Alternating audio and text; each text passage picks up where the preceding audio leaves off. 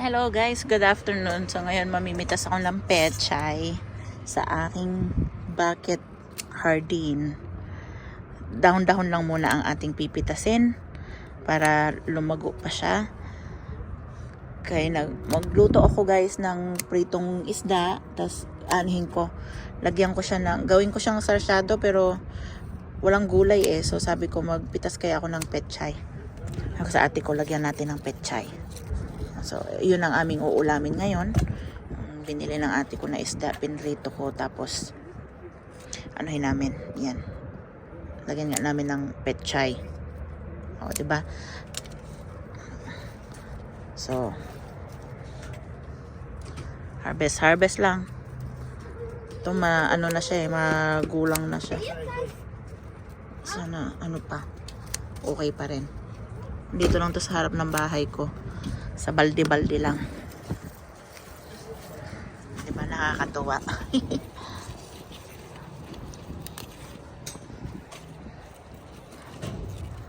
Lalabas ka lang ng bahay, may ha-harvest ka na. Sabayan ko rin to ng sibuyas. Diba?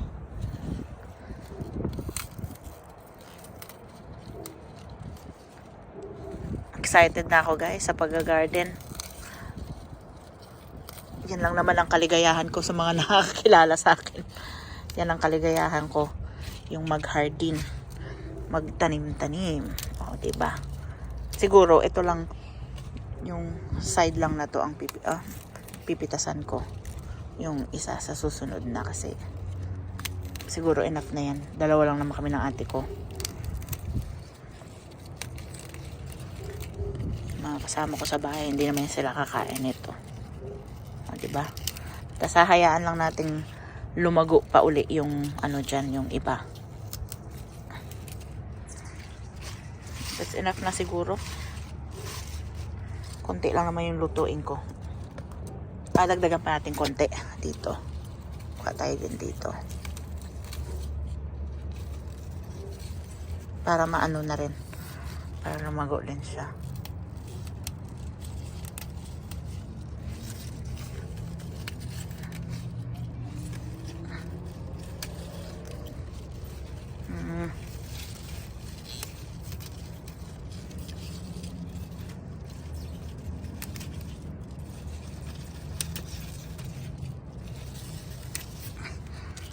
Siguro tama na lang guys.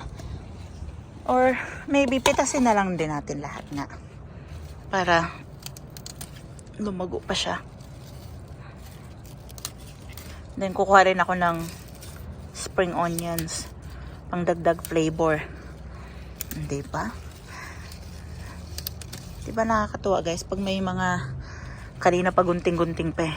Hindi na madala. Kinamay na lang.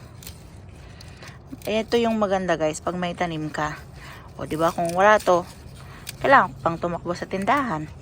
O dahil meron ako dito, no need na, pitas-pitas na lang. Excited na talaga ako for this season guys kasi yung mga tomatoes, imagine mo hindi ka nabibili. Eh sa bahay namin guys, tomato is a must. Kasi sa Mexican food yun ang kanilang ano talaga, yung tomato. Tapos kukuha rin tayo guys ng ng spring onions. Ayun, malalaki na rin siya.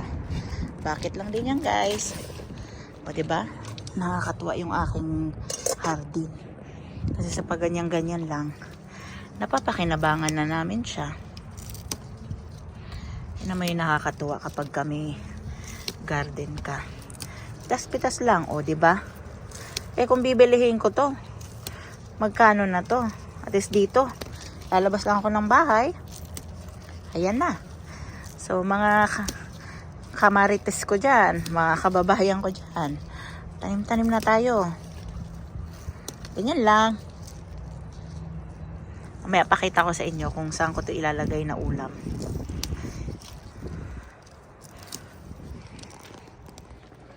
There it is, guys. There it is. Ooh, yum, yum, yum, yum.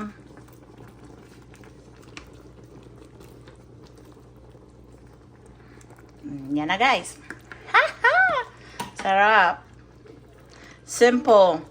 First harvest for the year. Man, so excited.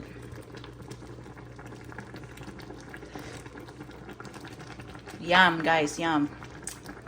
That's it, guys. See, that's how I incorporate what I harvest from my garden. Yeah, that's it.